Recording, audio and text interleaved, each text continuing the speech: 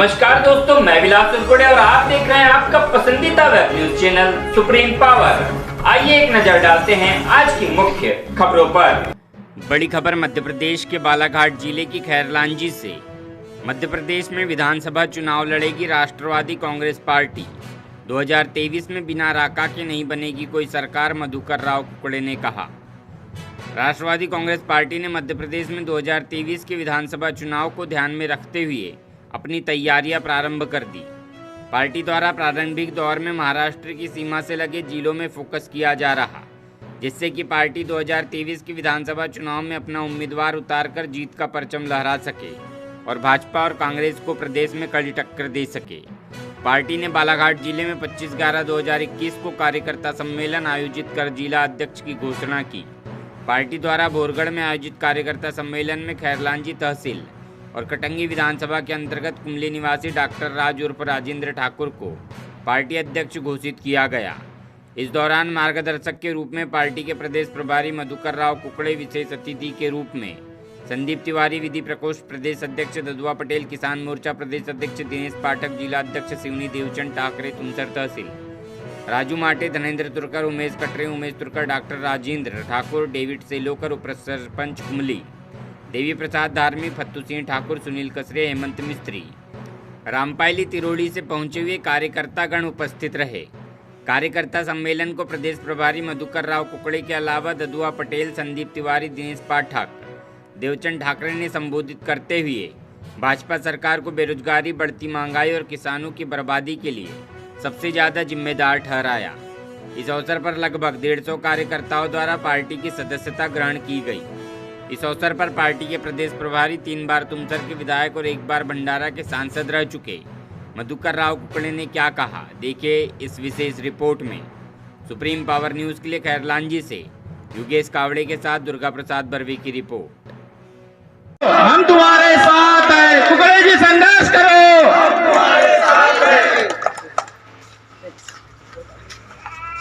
करेंगे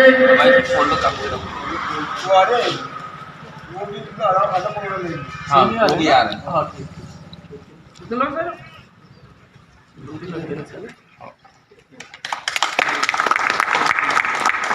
शरद पवार जी ने बात किया था, आज तक किसी नेता चन्ने आज पूरे देश के अंदर में आदरणीय शरद पवार जी, विद्यार्थियों की बात हो, राष्ट्र का जोड़ना हो या परम पूज्य बाबा साहब अम्बेडकर की संविधान का रक्षण हो, ये शरद पवार ने आज पूरे देश में किया है। आज पूरा राष्ट्र आदरणीय शरद पवार को नेता मान लिया। आज 80 साल पूरे हो गए, 81 साल बनारस में पूरे जाएंगे। आज पूरे देश में चर्चा है कि शरद पवार इस देश का नेतृत्व कर सकते हैं। और इसलिए मेरी आपसे निवेदन है कि आप की राष्ट्रवादी कांग्रेस पार्टी बालाघाट अचल में नंबर 1 पे जाएंगे। बड़े जी से विभिन्न चर्चा में बात हुई, हमने को इतना ही कहा, राष्ट्रवादी कांग्रेस पार्टी समाज को जोड़ने का काम करती है। मित्रों, आज से 10 किलोमीटर दूर महाराष्ट्र लगा हुआ है। आदरणीय शरद पवार जी ने 700 रुपये बोनस देने की बात की थी, धान को 2500 देने की बात की थी, उन्होंने पूरा करके बताया। आज पूरे भारतवर्ष में कहीं भी 2500 रुपये धान को भाव नहीं है, कोई भी सरकार दे नहीं रही है। महाराष्ट्र सरकार ने पिछले 2 साल में कोविड काल में भी 2500 का दर्ज कर किसानों हित की बात की। मैं विश्वास करता हूँ ये आदरणीय राजनाथ सिंह हरिजन ठाकुर, जिन्होंने हमें जिलाधीश बनाया, आप उससे सहमत हुए, तालियां बजाइए। हमने जब हरिजन ठाकुर को नियुक्ति पत्र दिए तो बड़े ही तालियां नहीं बजी। मुझे लगा मैंने गलत तो नहीं किया, किसी तालियां नहीं बजाई तो मुझे लगा कि मेरी गलती भी हुई। देखिए, मैंने कभी राजकारण में जात पात का राजकारण नहीं किया, मैंने सिर्फ भाईचारे का राजकारण किया हूँ। आज भी कुमली ग्राम में, इस क्षेत्र के अंदर में पिछले 25 साल से आ रहा हूँ, जिन्होंने बुरा बना रहा हूँ। कभी अभ्यास नहीं किया कि वो सभी जाती है, कौन सी पार्टी है। और आज मुझे विश्वास है कि हमारे छोटे भाई डॉक्टर ठाकुर के नेतृत्व में बालाघाट जिले में अगली बार हम एक संविधायक देंगे, 2 भी सकते हैं। एक ही गारंटी मैं ये लेता हूँ, एक विधायक तो 100% बनेगा। भरोई जी विधायक की तुमने विधायक कितने 6 विधायक की बात किया था, भरोई जी 6 में आएगा एक विधायक। आपको लगता है 50 विधायक की बात नहीं करते, 6 की बात करते हैं। आज पहला विधायक बालाघाट से देंगे और आपको 2003 के अंदर में आप सभी के सहकार्य से राष्ट्रवादी कांग्रेस पार्टी का विधायक बालाघाट जिले में दिखेगा, विश्वास करता हूँ। और आदरणीय राजेंद्र ठाकुर हमारे छोटे साथी की हमारे साथ आकर पद करें और डीवीडी से कहता कि आगे कार्य शुरू करें। बढ़ रहे आज किसान गैस से मर रहे हैं, पेट्रोल डीजल के भाव बढ़ रहे, सभी बढ़ रहे। केंद्र सरकार ने रेट कम कर दी तो भी लोगों का विश्वास इस सरकार पर नहीं है। यही जनमानस में रहता है कि हम आपके बात करें। हम आपसे सहयोग चाहते हैं कि राष्ट्रवादी कांग्रेस जिला अध्यक्ष हमें नियुक्त करने जा रहे हैं। मैं इससे घोषणा करता हूँ।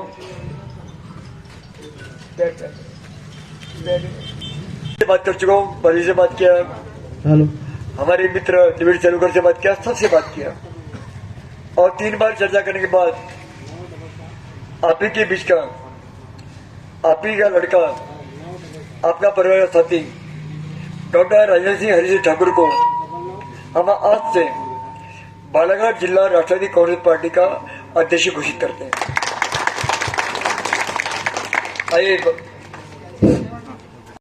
ये शरद पवार ने आज पूरे देश में किया है। आज पूरा राष्ट्र आदरणीय शरद पवार को नेता मान रहा है। आज 80 साल पूरे हो गए, 81 साल 12 दिसंबर पूरे जाएंगे। आज पूरे देश में चर्चा है कि शरद पवार की देश का नेतृत्व कर सकते हैं। हम बालाघाट जिला अध्यक्ष पद की नियुक्ति के लिए आए। हमारे मित्र बरवेश जी ने हमें बताया, उन्हें ऐसा कार्य दिया। सही मैंने बरवेश जी हमसे मुलाकात करने आए थे और उसी दिन लगा कि राष्ट्रवादी कांग्रेस पार्टी बालाघाट मध्य प्रदेश असल में नंबर 1 पे जाएंगे। बरवेश जी से वीडियो चर्चा में बात हुई, हम लोग इतना ही कहा, राष्ट्रवादी कांग्रेस पार्टी क्या शरद पवार जी कृषि मंत्री थे, सभी कार्यकर्ता और जिला अध्यक्षों को क्या क्या दायित्व, अपने दायित्व का पालन करने के लिए हमारे प्रभारी महोदय अपने व्यक्तित्व में बाद में बताएंगे। लेकिन मेरे तरफ से जो कोई सोच है, मैं सभी अतिथि और सभी जनमान्य गणों से रखना चाहता हूँ। राष्ट्रवादी कांग्रेस पार्टी 2003 में यहाँ 2 विधायक थे राष्ट्रवादी कांग्रेस पार्टी के, ऐसी कोई नई पार्टी नहीं है। लेकिन जो महाराष्ट्र से बहुत दूर तक जो मध्य प्रदेश का जिला रहा 17 एक पद दिया गया है जो जिले के लिए बहुत महत्वपूर्ण और प्रमुख है।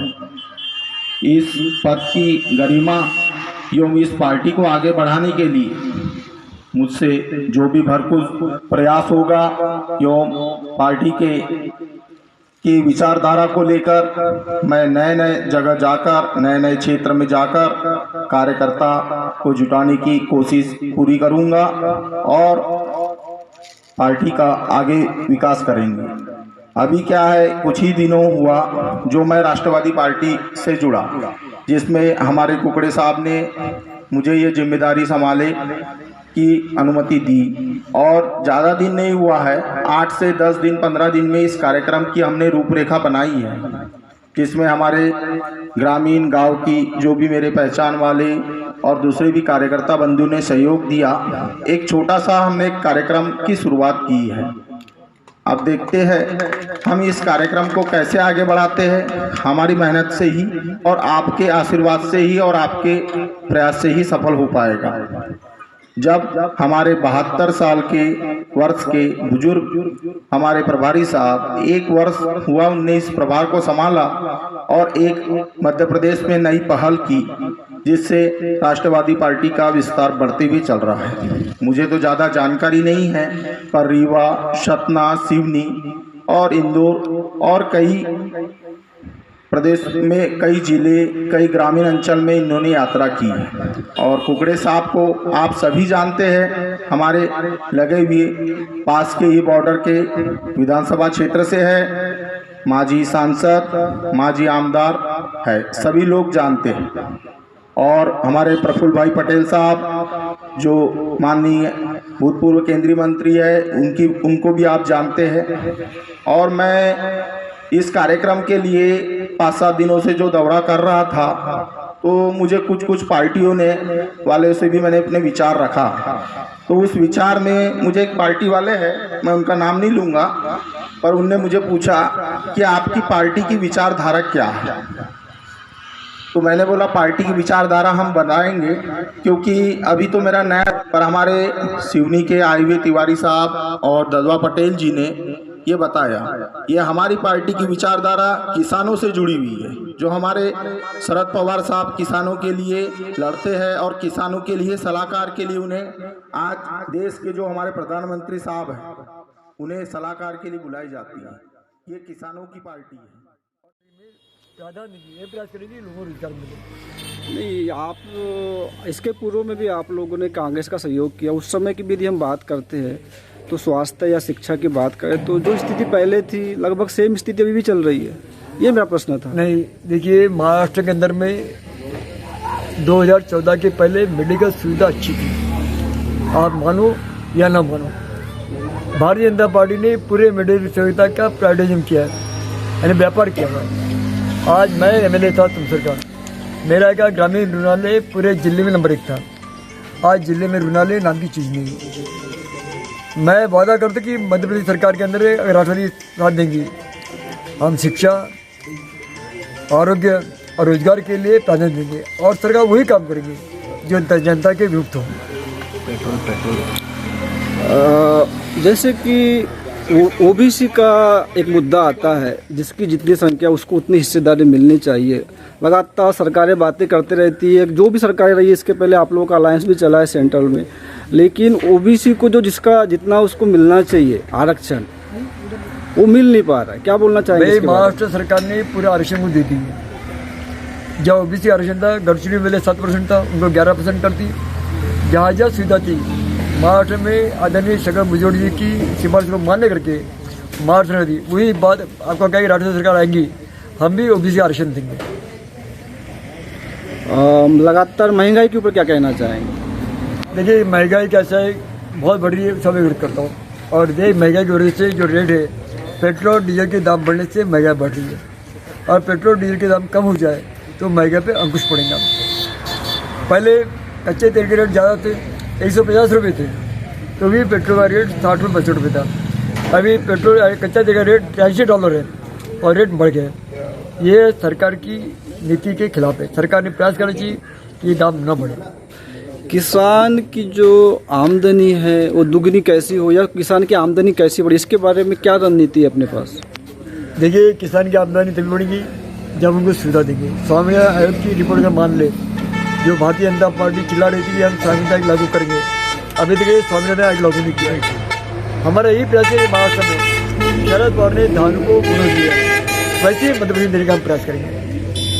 मक्का का समर्थन मूल्य घोषित नहीं किया।